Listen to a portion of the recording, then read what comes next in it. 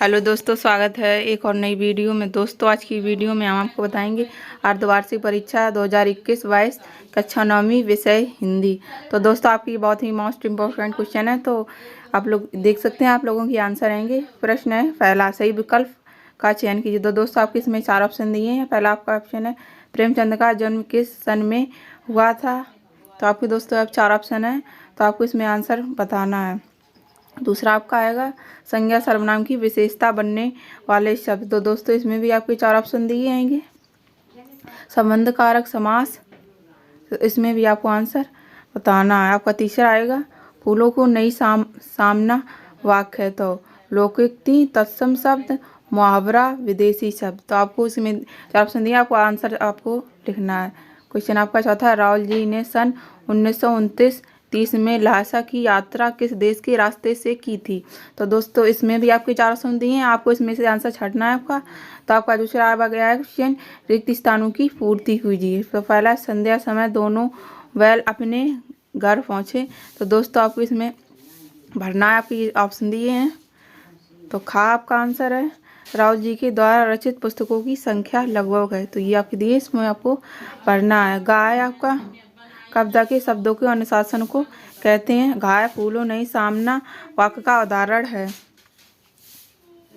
दोस्तों, मुझे पता है आप सब परेशान है, सीबीएसई पैटर्न बदल दिया है हमारा, बट टेंशन मत लीजिए। मजे की बात यह है कि पूरा पैटर्न ऑब्जेक्टिव हो गया है, इसलिए हमें करनी है सिर्फ और सिर्फ मॉक टेस्ट की प्रैक्टिस। तो ये एक ऐप है फ्लो, चलो पहले डाउनलोड करें। अब इस प्रैक्टिस सेक्शन में जाना और सारे सब्जेक्ट को मॉक टेस्ट पेपर अटेंड कर सकते हैं एक के बाद एक। क्लास 12th और 10th दोनों के स्टूडेंट के लिए बनी हुई है पूरे एग्जाम इन्वर्टेंट फीलिंग के साथ। इस मॉक पेपर में टाइमर भी लगा हुआ है। आपको टेस्ट के एंड पर पता चल जाएगा कि आपने कौन सा सवाल सही किया और कौन सा गलत। टेस्ट की अपनी रिपोर्ट जनरेट होती है। दूसरी और ज़्यादा इंपॉर्टेंट बात, जिस भी क्वेश्चन में आपको प्रॉब्लम हुई उसे इमीडिएटली आप इस ऐप पर स्पॉयर ट्यूटर से पूछ सकते हैं और 18 सेकंड में अंदर एक ट्यूटर आपके साथ लाइव कनेक्ट हो जाएगा और आप अपना कंसेप्ट क्लियर कर दो, इन शॉर्ट करो। इस बार बोर्ड में आप 100% इसको टारगेट करोगे। क्वेश्चन तीसरा है, सत्य और असत्य का चयन कर लिखिए। क्वेश्चन पॉइंट आपका पहला, किसी एक वर्ड की आवृत्ति होने पर यमक अलंकार होता है। दूसरा पॉइंट आपका है, रस मुख्य रूप से 9 प्रकार के होते हैं। अगला पॉइंट देखते हैं, ललछद कवयित्री ने आत्मज्ञान को ही सच्चा ज्ञान माना है।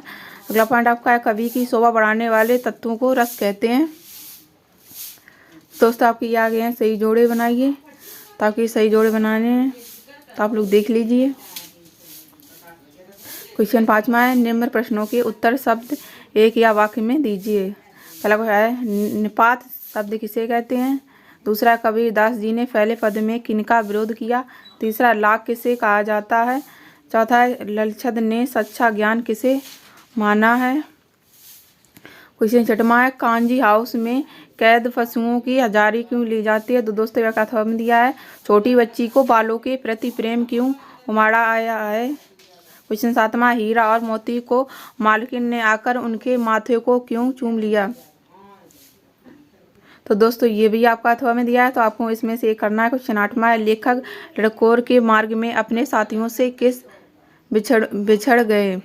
ये भी आपका अथवा दिया है, लेखक ने अपनी पहली तिब्बत यात्रा किस देश में की थी और क्यों की थी। तो दोस्तों, आपके इसमें दो दिए हैं, आपके अथवे में दिए, तो आपको इसमें से एक करना है।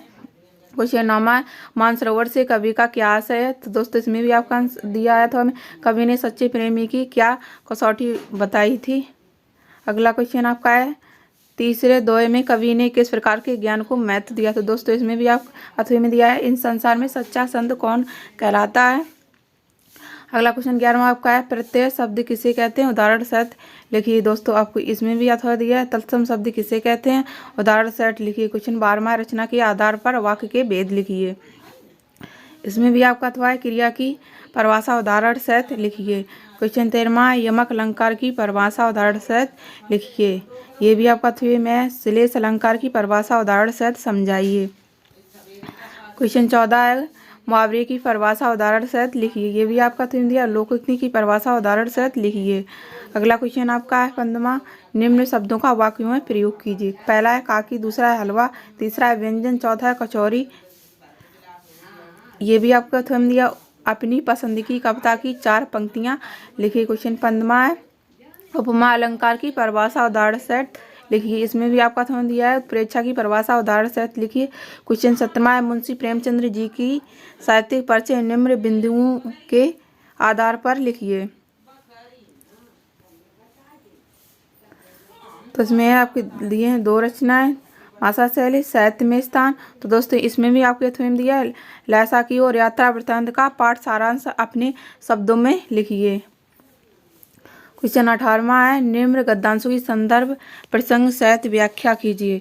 तो छूने से अपनी मुख भाषा में सलाह की, एक दूसरे को कनखियों से देखा और लेट गए, जब गांव में सोता पड़ गया तो दोनों ने जोर मारकर पकाए, तुझ ढाने घर की तरफ चले पगे, बहुत मजबूत थे, अनुमान ना हो सकता था कि कोई बैल उन्हें तोड़ सकेगा, पर इन दोनों में इस समय धुनी शक्ति आ गई थी, एक झटके में रस्सियां छूट गईं।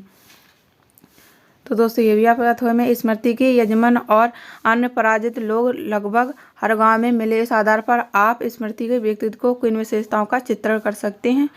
क्वेश्चन आपका 19वां है, कबीर दास जी का काव्य रचित निम्न बिंदुओं के आधार पर लिखिए। 2 रचना है, भाव पक्ष, कला पक्ष, साहित्य के स्थान पर अथवा में दिया है, चाक पाठ का सारांश अपने शब्दों में लिखिए।